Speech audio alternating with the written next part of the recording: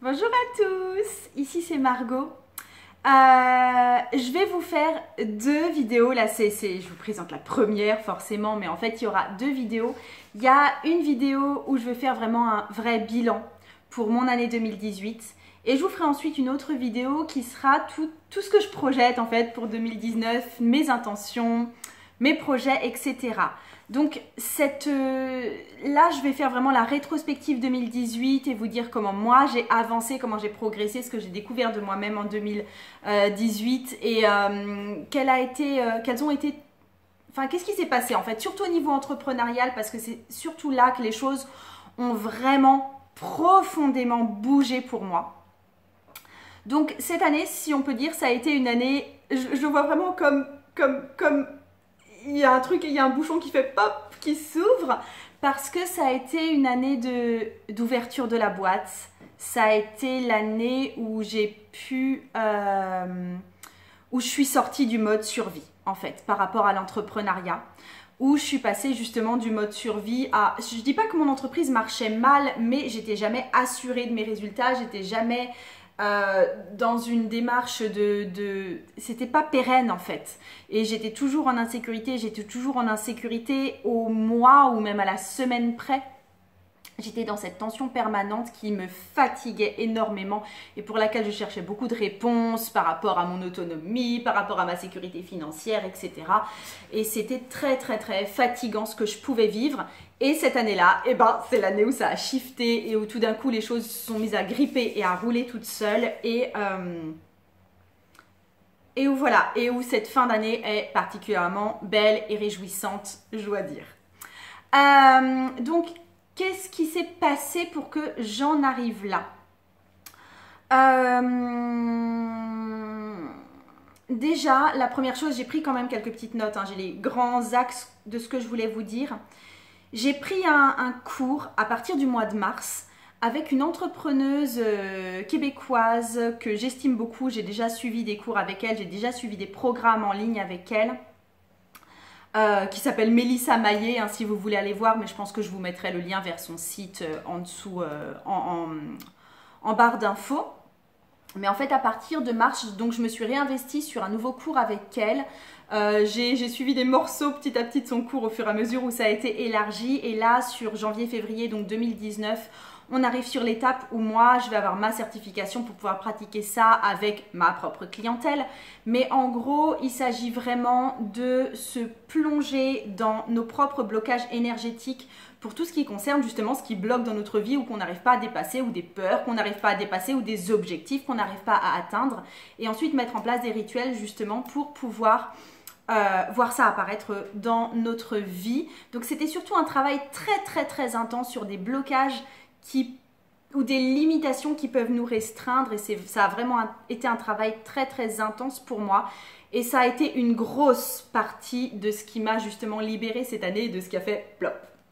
Ce qui s'était passé aussi, c'était que sur le même mois, au mois de mars, mon homme, me voyant complètement perdu, désespéré et en mode dépressive, m'avait payé un billet d'avion pour aller rejoindre ma sœur au Québec pour 10 jours. Ça a été toute une aventure, ce voyage au Québec, parce que le vol avait été annulé. Enfin, rien que le départ a été vraiment sur les chapeaux de roue. Et je me souviens encore enregistrer des audios de moi où je faisais un petit peu le bilan des derniers mois, etc. Et pouvoir les réécouter à l'heure actuelle, l'état d'esprit dans lequel j'étais. Et c'est vraiment à ce moment-là que les choses se sont mises à basculer. J'ai aussi fait pas mal de prises de conscience là-bas, chez ma sœur, en commençant à travailler avec ce nouveau programme de Mélissa Maillet et en étant en contact de ma sœur dans ce milieu totalement différent qu'est le Québec, sans mes enfants ni quoi que ce soit. Donc je me suis vraiment honnêtement payé un lavage de cerveau à ce moment-là. Donc voilà ce qui a fait sans doute pas mal le déclic. Et puis qu'est-ce qui s'est passé aussi cette année d'assez déterminant? Tout simplement, j'ai mis en place les cours de tarot que je propose en ligne. Donc le premier, il y a eu 2 sessions en fait sur 2018 de l'initiation au tarot intuitif. Et au départ, si j'ai fait ça, c'était parce que effectivement, j'avais une approche assez particulière qui incluait l'ensemble des 78 cartes de tarot et pas uniquement une approche tarot de Marseille et les 22 arcanes majeurs. Et aussi parce que Honnêtement, je pense avoir une approche assez didactique, assez touche à tout, assez tout de suite rentrer dans le vif du sujet au lieu de faire du bachotage. Et en fait, j'avais été sollicitée par plusieurs personnes pour faire des cours de tarot parce que j'avais fait des tirages qui étaient pertinents, qu'elles voulaient approfondir leur relation avec le tarot ou qu'elles voulaient vraiment démarrer l'emploi du tarot. Donc j'avais cette sollicitation de la part de certaines personnes qui s'étaient tournées vers moi. Et quand j'ai monté ce cours, quand je l'ai mis en ligne, quand j'ai filmé les vidéos, pour moi c'était vraiment... Oh, c'était vraiment pour me faire plaisir et c'était vraiment aussi pour venir en aide à ces personnes-là qui me l'avaient demandé. Mais je ne pensais pas susciter un tel engouement et au final, là, il y a eu, sur 2018, il y a eu plus de 100 inscrites. Et du coup, là, je suis repartie pour une 3e session en 2019. Donc, les inscriptions sont ouvertes ces temps-ci. Si ça vous intéresse, je vous mets le lien en barre d'infos parce que là, je ne suis pas là pour parler de ça et faire la promo de ça. Mais bref, ça a été vraiment... Tout d'un coup, c'était une découverte pour moi aussi de me rendre compte du plaisir que je prenais à faire ça, à entretenir le groupe, à échanger avec le groupe, à donner de mon temps pour ça. Enfin, je pense que je suis très très généreuse quand j'adore ce que je fais. Il y a eu un autre cours de tarot qui a été créé qui est, qui est conquérir ses objectifs avec les cartes, qui allie en fait la technique du bullet journal et la technique du tarot. Je me suis tout autant éclatée à faire ça.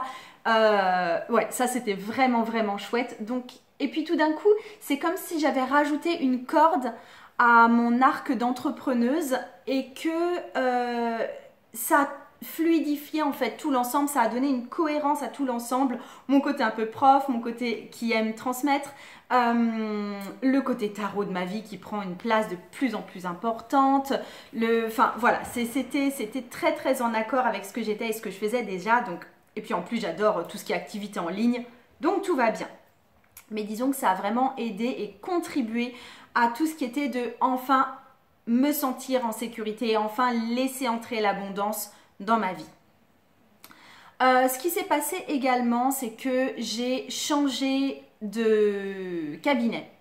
Le cabinet que j'avais précédemment pour recevoir du coup toute ma patientèle, ma clientèle, c'était un cabinet dans lequel je me sentais relativement isolée. J'étais la seule à avoir un cabinet dans la maison où j'étais. Et c'était super pratique, c'était super près de mon domicile. J'avais une salle qui était grande et qui était très agréable. Enfin, j'avais pas de problème, mais il y avait un souci vraiment là en termes énergétiques parce que j'étais très isolée et je sais pas, j'étais comme un cheveu sur la soupe quelque part. Et du coup, j'ai déménagé en juin dans des locaux au centre-ville, au sein d'un immeuble où il n'y a que des professionnels. Il y a beaucoup de professionnels de santé, mais il y a aussi des avocats, des choses de ce genre-là. Et en fait, j'ai rejoint un petit groupement à l'intérieur de ce grand immeuble où il y a déjà une ostéo, il y a une pédicure podologue, il y a une masseuse. Et vraiment, mais alors ok, c'était plus petit le lieu que j'avais juste pour moi, mais tout le lieu est juste magnifique et je suis dans une équipe et vraiment la tonalité était toute différente et je me suis sentie à ma place et ça aussi, ça a brassé des tas de belles choses en moi et qui ont fait que je me suis sentie encore plus ouverte et encore plus dans quelque chose de fluide et de bien placé en fait pour moi. Ce qui s'est aussi passé, c'est que je me suis ouverte à des partenariats avec d'autres entrepreneurs. On a fonctionné en système d'échange pour que je découvre leur travail, pour qu'ils découvrent mon travail. C'était surtout des gens qui étaient plus dans l'artisanat que moi, parce que moi, j'offre que du dématérialisé en fait. Mais je voulais quand même les citer. Donc il y avait Vanessa de Tandem Bien-être qui fait des bracelets énergétiques, des malas, ce genre de choses et elle fait un travail magnifique, elle y met beaucoup de cœur. Il y avait Chic Énergétique qui fait des bijoux énergétiques également d'une finesse incroyable et d'une distinction incroyable avec les différentes déesses dont elle se sert en fait pour créer ses bijoux et franchement j'aime beaucoup son univers très tout en finesse en fait. Il y avait Arnaud Malherbe qui a créé le tarot initiatique que j'aime beaucoup. J'adore travailler avec cet outil et j'ai adoré les discussions que j'ai eues avec lui. Il y a eu Ginger Funfire de Latanor Création qui, elle, travaille, enfin qui, elle, propose et conçoit du matériel magique proprement, hein, soit des bijoux, soit tout ce qui va être plutôt encens, salle de bain, etc. Et en fait, elle a vraiment sa patte particulière, elle est très investie au niveau magique. Et ça a été une rencontre et aussi un grand coup de cœur et j'ai beaucoup aimé m'installer dans ces partenariats cette année. Je compte aussi là-dedans mes deux partenaires de cœur qui sont Blandine Profi, qui est naturopathicia 3 et que je vois très régulièrement et vraiment c'est mon entrepreneur soutien et on partage nos problématiques et j'espère la soutenir autant qu'elle le fait pour moi. Et forcément, comment ne pas le citer, il y avait aussi mon mari, parce qu'il est entrepreneur également, même si c'est carrément pas dans le bien-être. Mais disons qu'on partage ses problématiques d'insécurité, ses problématiques de clientèle, ses réflexions, cette démarche entrepreneuriale en fait. Et on est deux dans le même bateau là-dessus. Et j'avoue que c'est quelque chose qui vient vraiment enrichir mon couple, même si c'est pas toujours facile au quotidien d'être deux entrepreneurs à la maison. Mais voilà, c'est vraiment quelque chose qui fait partie de ma vie, qui a été encore amplifié en 2018. Et voilà, je me sens bien dans ce truc-là. Au niveau plus personnel, j'ai... alors, très très personnel pour le coup, ça touche même pas à ma famille, ça touche moi. J'ai arrêté la salle de sport où j'allais très très régulièrement, qui est vraiment pas loin de chez moi. Et je me suis mis à suivre les challenges de Yoga with Adrienne sur YouTube, qui sont des programmes de 30 jours gratuits à chaque fois. Donc j'ai fait du yoga une pratique quasi quotidienne. Alors c'est peut-être pas tout à fait quotidien, je dois faire ça 6 jours par semaine ou 5 jours par semaine en rythme normal. Et honnêtement, ça a changé beaucoup de choses pour moi. Déjà, j'en ai fait quelque chose de beaucoup plus approprié, de beaucoup plus privé, de beaucoup moins dans la démonstration. J'ai gagné énormément en souplesse, j'ai gagné énormément en fierté de moi-même parce que j'arrive à faire des choses que j'arrivais pas à faire avant. Et j'ai gagné, alors j'ai pas gagné en productivité ou en efficacité dans mon travail parce que honnêtement je suis assez productive en général, mais j'ai gagné en capacité de concentration un truc de fou au travail. Et aussi dans toutes mes pratiques ésotériques, méditation, tarologique justement, il y a vraiment quelque chose, un focus qui est là en plus, qui est très très très appréciable pour moi. Donc c'est évidemment quelque chose que je vais poursuivre en 2019 avec le plus grand plaisir. Mais voilà, j'ai hâte de voir ce que ça va encore donner dans les mois qui vont venir et les années qui vont venir, parce que ça ne va pas s'arrêter comme ça, hein. Donc voilà un petit peu pour moi pour cette année 2018. Je vous invite vous aussi à faire votre bilan parce que ça fait toujours du bien à faire et à re-regarder par la suite en fait. L'année 2018 a honnêtement mal commencé pour moi parce que j'étais vraiment dans une perspective de me demander si j'allais garder ou pas mon cabinet. J'étais vraiment déprimée. Ensuite ça a été, tout d'un coup ça fait poup. Et il y a tout qui s'est enchaîné, ça a été le raz-de-marée et puis l'enthousiasme vraiment. Et fin d'année, un peu plus difficile, pas spécialement pour moi parce que honnêtement j'étais toujours sur cette belle lignée de réussite. Mais par contre effectivement oui, j'ai été touchée par ce qui se passait en France, les manifestations, les attentats. J'ai été impactée forcément par le décès de notre chien qui est mort cette fin d'année. Il y a eu des choses autour qui ont fait que c'était pas forcément facile. Je me sentais un peu embourbée des fois, même si effectivement sur le papier le succès était toujours au rendez-vous et je me sentais toujours bien dans ce que je faisais. C'était pas vraiment dans mon métier que ça allait mal, c'était plus l'ambiance générale autour. Et puis là, cette fin d'année, enfin non pas cette fin d'année, là ce début d'année, visiblement, il y a quelque chose qui est un peu apaisé, un peu nettoyé. Je ne sais pas trop ce que 2019 me réservera. Toujours est-il qu'au niveau de cartes de l'année, parce que je regarde mes cartes de l'année, j'étais dans l'année de l'amoureux, mon année précédente. Je vais aussi vous faire une vidéo, je pense, sur comment découvrir la carte de votre année dans les arcanes majeurs du tarot.